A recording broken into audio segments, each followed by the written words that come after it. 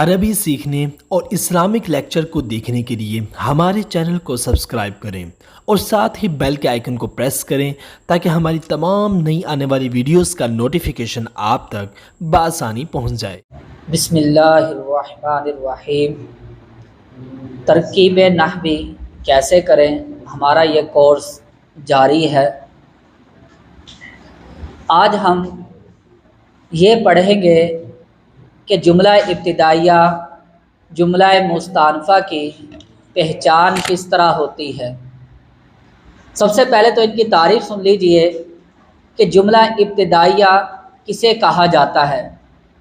جملہ ابتدائیہ کا معنی جیسا کہ اس کے نام سے ظاہر ہے، واضح ہے کہ وہ جملہ جس سے نیا کلام شروع ہو رہا ہو، کہ جہاں سے ایک نیا کلام شروع ہو رہا ہو، جس سے ایک نیا کلام شروع ہو رہا ہو، جو کلام کے شروع میں واقع ہو، اسے جملہ ابتدائیہ کہا جاتا ہے۔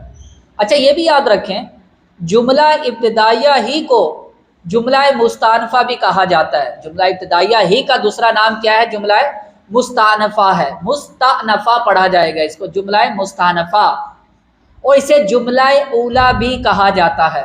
جملہ اولیٰ، جملہ ابتدائیہ، جملہ مستأنفہ، تو ان سب کی ڈیفینیشن ایک ہی ہے کہ وہ نیا جملہ جو ایک نیا جملہ شروع ہو رہا ہو، جس سے ایک نیا کلام شروع ہو رہا ہو، اسے جملہ ابتدائیہ کہا جاتا ہے، جملہ مستأنفہ کہا جاتا ہے۔ اچھا ایک اور بات ملحوظ رہے یہاں پر، ایک اور پوائنٹ یہاں پر ایک اور شرط ہے کہ جس سے جہاں سے ایک نیا جملہ شروع ہو، نیا کلام شروع ہو، اور ما قبل کلام سے اعراب کے اعتبار سے، ترکیبی تعلق کے اعتبار سے اس کا ما قبل کلام سے کوئی تعلق نہ ہو۔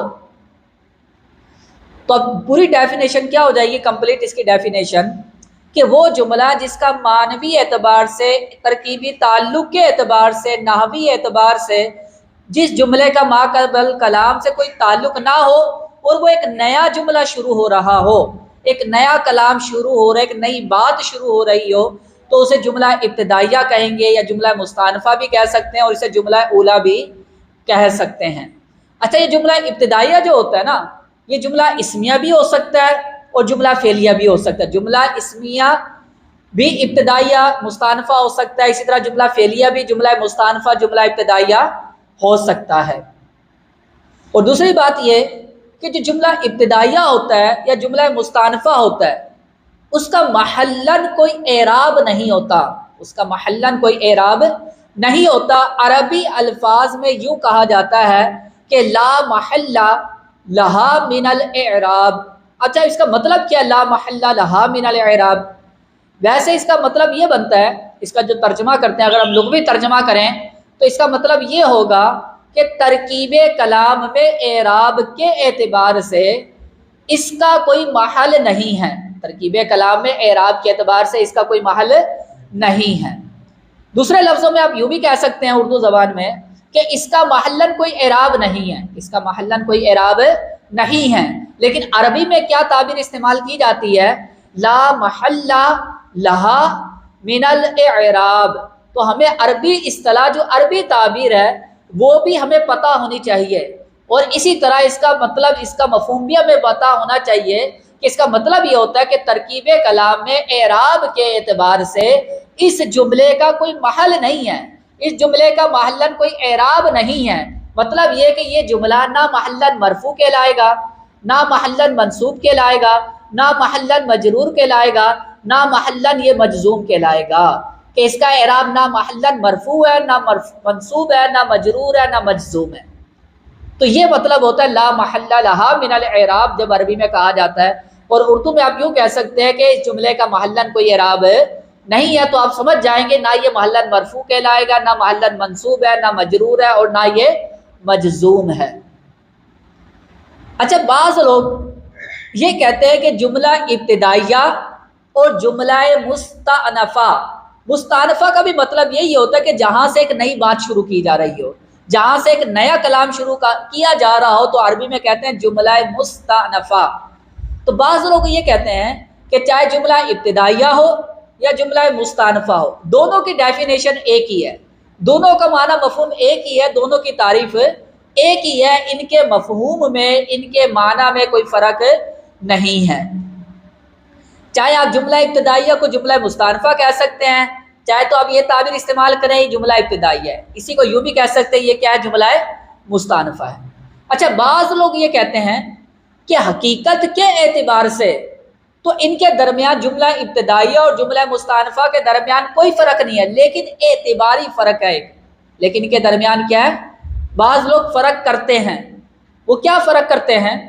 وہ کہتے ہیں کہ دیکھیں جملہ ابتدائیہ کا معنی ہی یہی ہے کہ جہاں سے ایک نیا کلام شروع کیا جا رہا ہو، جہاں سے ایک نئی بات شروع کی جا رہی ہو، جہاں سے ایک نیا جملہ شروع کیا جا رہا ہو، اور ما قبل سے اعراب کے اعتبار سے اس کا ما قبل کلام سے کوئی تعلق نہ ہو، کوئی ربط نہ ہو، معنوی اعتبار سے، اعراب کے اعتبار سے اس کا ما قبل کلام سے کوئی تعلق، کوئی ربط نہ ہو۔ یہ ہے جملہ ابتدائیہ کی تعریف۔ اور کہتے ہیں کہ جملہ مستانفہ کا مطلب یہ ہوتا ہے کہ وہ جملہ جو کلام کے درمیان میں واقع ہو۔ جملہ مستانفہ کسے کہیں گے؟ اگر جو نیا جملہ، جو کلام کے شروع میں اگر نیا جملہ آ گیا تو اسے تو ہم کہیں گے جملہ ابتدائیہ، اور ما قبل کلام سے اس کو کوئی تعلق نہ ہو، نئی ایک بات شروع ہو رہی ہو، نیا ایک جملہ شروع ہو رہا ہو، تو اسے تو ہم کیا کہیں گے؟ جملہ ابتدائیہ کہیں گے۔ لیکن اگر ایک نیا کلام، ایک نیا جملہ کلام کے درمیان میں واقع ہوتا ہے، جملہ مستانفہ جو ایک نیا کلام شروع ہوتا ہے، جو ایک نیا جملہ شروع ہوتا ہے، اگر یہ کلام کے درمیان میں آ جاتا ہے اور اعراب کے اعتبار سے، معنی کے اعتبار سے اس کا ما قبل کلام سے کوئی تعلق نہ ہو، اعراب کے اعتبار سے اس کا ما قبل کلام سے کوئی تعلق نہ ہو، اور نیا ایک جملہ کلام کے درمیان میں آ جائے تو اسے کہیں گے جملہ مستانفہ۔ تو بعض لوگ اس طرح فرق کرتے ہیں۔ اب اس کی ہمیں پہچان کیسی ہوگی کہ یہ جملہ ابتدائیہ ہے یا جملہ مستانفہ ہے؟ ایک واضح پہچان تو اس کی یہ ہو سکتی ہے کہ کلام کے شروع میں جو بھی ایک نیا جملہ آئے گا، جس جملے سے ہم نئی بات شروع کریں گے، نیا کلام شروع کریں گے، جو بھی ابتداءً ہم ایک نیا جملہ لے کر آئیں گے، وہ جملہ کیا کہلائے گا؟ جملہ ابتدائیہ کہلائے گا، جملہ مستانفہ کہلائے گا۔ جو فرق نہیں کرتے ان کے نزدیک اسے جملہ ابتدائیہ بھی کہہ سکتے ہیں، جملہ مستانفہ بھی کہہ سکتے ہیں۔ اب اس کی مثال یہ دیکھیں، ایک تو یہ فرق ہو گیا۔ اس کی مثال یہ دیکھیں، جس طرح انا اعطیناک الکوثر، ہم کیا پڑھتے ہیں یہاں سے؟ سورت ہی اسی لفظ سے شروع ہو رہی ہے، انا اعطیناک الکوثر۔ اب دیکھیں یہاں سے کلام کہاں سے شروع ہو رہا ہے؟ انا اعطیناک الکوثر، انا سے کلام شروع ہو رہا ہے نا، اس سے پیچھے، اس سے ما قبل کوئی کلام ہے نہیں ہے، تو ما قبل کلام سے اس سے پہلے کوئی کلام ہے نہیں ہے، تو اس سے ما قبل کلام سے اس کا کوئی معنوی اعتبار سے، اعراب کے اعتبار سے اس کو کوئی تعلق ہے نہیں ہے۔ یہی ہم نے تعریف پڑھی تھی۔ اور یہاں سے ایک نئی بات بھی شروع ہو رہی ہے، تو انا حرف مشبہ بالفعل، نا ضمیر اس کا اسم، اور اعطینا یہ پورا جملہ فعلیہ کیا بنے گا؟ اس کی خبر بنے گا۔ تو یہ پورا جملہ کیا کہلائے گا؟ جملہ اسمیہ کہلائے گا۔ اب یہ جملہ اسمیہ تو ہے، لیکن اس کے ساتھ ترکیب کرتے وقت ایک قید اور ہم لگائیں، ایک اور قید کا اضافہ کریں گے، ایڈ کریں گے۔ وہ کیا قید لگائیں گے؟ ایڈ کریں گے الفاظ اس میں۔ جب آخر میں جب ہم کہیں گے کہ یہ جملہ اسمیہ، اس کے بعد چند الفاظ اور ہم نے اور ایڈ کرنے، ابھی بات یہ مکمل نہیں ہوئی، صرف جملہ اسمیہ کہہ کر ترکیب مکمل نہیں ہوئی، آپ کی تحقیق مکمل نہیں ہوئی۔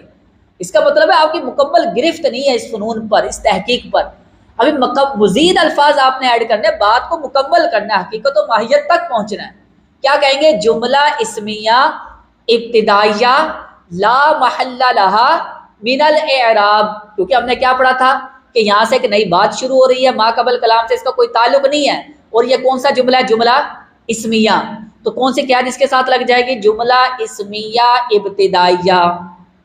اور ہم نے یہ بھی پڑھا تھا جملہ ابتدائیہ کا محلاً کوئی اعراب ہے نہیں ہوتا، تو عربی میں کس طرح بولیں گے؟ پوری تعبیر اب کیا بن جائے گی کہ جملہ اسمیہ ابتدائیہ لا محل لہا من الاعراب۔ اب آپ کی تحقیق مکمل ہوئی ہے۔ سر جملہ اسمیہ کہنے سے بات مکمل نہیں ہوئی، اس کا مطلب جب پوری تحقیق سے آپ جملہ اس طرح بولو گے، جملہ اسمیہ ابتدائیہ لا محل لہا من الاعراب، جب اس طرح بولیں گے، ترکیب کریں گے، تو اگلا بندہ بھی سمجھے گا کہ واقعی یہ صرف و نحو کی حقیقت کو کیا ہے؟ سمجھتا ہے، ہر اعتبار سے اس کے الفاظ پر نظر ہے، گرفت ہے۔ اور یہ آپ کو پہلے بتا دیا تھا جملہ اسمیہ ہو یا ابتدائیہ ہو اس کا محلن کوئی اعراب ہے نہیں ہوتا. اردو میں آپ یوں بھی کہہ سکتے ہیں کہ جملہ اسمیہ ابتدائیہ اس کا محلن کوئی اعراب نہیں ہے، نہ یہ محلن مرفوع ہے، نہ منصوب ہے، نہ مجرور ہے، نہ مجزوم ہے. اسی طرح قرآن پاک سے اچھا یہ چیز، اچھا دوسری یہ بھی چیز ہے کہ جب بھی کوئی جملہ آ جائے تو معنوی اعتبار سے غور و فکر کرنے سے اس کی بھی پہچان ہوگی. تھوڑا غور و فکر کرنا پڑے گا، تدبر کرنا پڑے گا، تعقل، تفکر، تدبر سے کام لینا پڑے گا. اب غور کریں کہ معنوی اعتبار سے ما قبل سے اس کلام کا کوئی تعلق ہے یا ما قبل کلام سے اس کا تعلق نہیں ہے. تو اس طرح غور کریں، اگر ہم اس عبارت کا ما قبل کلام سے تعلق جوڑتے ہیں تو معنی میں کوئی خرابی تو نہیں پیدا ہو رہی. اس کی کیا پہچان ہو سکتی ہے؟ جملہ اسمیہ یا مستانفہ کی کیا پہچان ہوگی؟ کس طرح غور کریں گے کہ یہ جو جملہ آ رہا ہے یہاں پر اگر ہم اس کا ما قبل کلام سے تعلق جوڑتے ہیں کیا معنی کے اندر کوئی خرابی پیدا ہو رہی ہے؟ اگر ما قبل کلام سے اس کا تعلق جوڑتے ہیں اعراب کے اعتبار سے، معنی کے اعتبار سے، اگر آپ اس کا تعلق جوڑتے ہو تو عبارت کا معنی مفہوم ہی چینج ہو جاتا ہے، عبارت کا معنی مفہوم بالکل غلط ہی ہو جاتا ہے. تو آپ سمجھ جائیں کہ یہ جملہ کیا ہے، اس ابتدائیہ ہے، جملہ مستانفہ ہے. اب اس کی میں قرآن سے ایک مثال پیش کرتا ہوں، واضح ہو جائے گی یہ مزید. اب دیکھیں قرآن میں اللہ تبارک و تعالی ارشاد فرماتا ہے، بسم اللہ الرحمن الرحیم، فلا يحزنك قولهم، آپ کو غمگین نہ کرے. اللہ تعالیٰ اپنے محبوب سے فرماتا ہے اے محبوب آپ کو غمگین نہ کرے قولهم، ان کا قول. کن کا قول؟ مشرکین کا قول. مطلب کہ اے محبوب آپ مشرکین کی باتوں کی وجہ سے پریشان نہ ہو. اے محبوب آپ مشرکین کی باتوں کی وجہ سے پریشان نہ ہو. انا نعلم ما یسرون وما یعلنون، انا نعلم بے شک ہم جانتے ہیں، انا نعلم بے شک ہم جانتے ہیں، ما یسرون جو وہ چھپاتے ہیں، وما یعلنون اور جو وہ ظاہر کرتے ہیں ہم جانتے ہیں. اب غور کریں معنوی اعتبار سے یہاں کلام کے درمیان میں ایک نیا جملہ آ رہا ہے، یہاں کلام کے درمیان میں ایک نیا جملہ آ گیا. فلا يحزنك قولهم کے بعد ایک نیا جملہ آ رہا ہے. کون سا نیا جملہ آ گیا؟